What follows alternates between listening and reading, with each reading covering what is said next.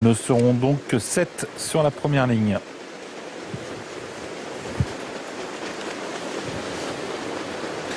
Avec deux grandes favorites, Beverly Boulevard et Princesse Chronos. Et une jument dont la cote a beaucoup baissé, c'est le 9 Papala, passé de 22 € à 8,60 €. Une jument italienne qui va donc partir sur la deuxième ligne. On accélère.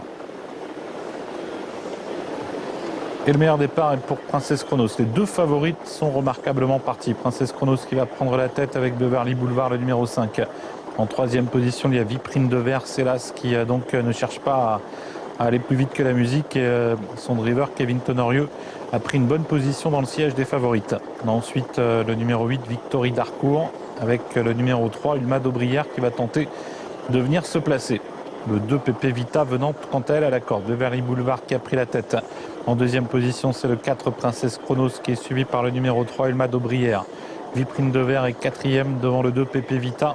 Et le numéro 9 Papala qui se rapproche en dehors. C'est la casaque orange qui est venue donc rejoindre les premières. Ligne d'en face avec toujours l'avantage pour Beverly Boulevard qui est suivi par Princesse Chronos avec au centre Ulma Daubrière. En quatrième position, il y a toujours Viprine de Verre avec Papala à ses côtés devant le numéro 2 Pépé Vita. Les autres ont déjà un peu de mal à suivre. Il y a du rythme en tête sous l'impulsion de Beverly Boulevard qui pour l'instant contrôle la course. Ulma Daubrière qui est à sa hauteur. Princesse Chronos troisième en embuscade avec également le 9 Papala suivi encore par le numéro 2 Pépé Vita qui tente également de refaire un peu de terrain. Tournant final avec toujours Beverly Boulevard, la grande favorite devant Princesse Chronos qui va attendre l'ouverture avec à ses côtés Ulma Daubrière, en dehors Papala qui est lancé. Et puis Pépé Vita également qui tente de refaire du terrain. Viprine de Verre est encore en course à la corde et va tenter de refaire du terrain à son tour. Ligne d'arrivée, les deux favorites qui se détachent. Beverly Boulevard qui a l'avantage, Christophe Martens qui n'a pas encore lancé Princesse Chronos.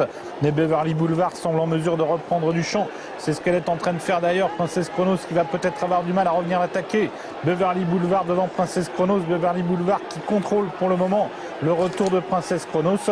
Beverly Boulevard, la favorite, l'emporte. Princesse Chronos est deuxième. Viprine de Verre est troisième.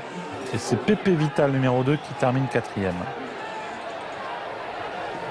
Merci Seb pour cette sixième, le prix de la Capelle avec le sulky-leader ici suédois, Björn Group Driver de ce numéro 5, Beverly Boulevard qui s'impose. L'entraînement de Fabrice Soulois pour la Cadillac de Madame Wikström. Deuxième place pour le numéro 4, Princess Chronos. Et la troisième place c'est pour Viprine de Verre pour ce trio 5 4 et As.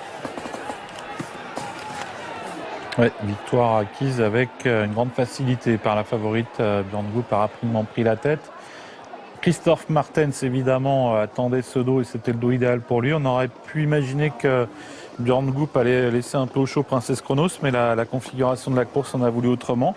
Princesse Chronos a donc eu tout le loisir de tenter de venir attaquer sa rivale.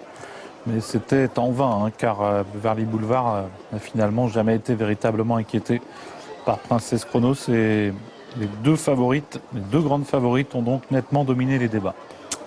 Alors, tout à l'heure, Sébastien, pour la suite du programme, on a vu un 120 contre 1 à Cabourg. Et là, vous voyez, on a eu un 1,20, je crois, en finale. 1,60. Ah, 1,60 ouais. Ouais. Moi, je me suis absentée trop longtemps. Voilà.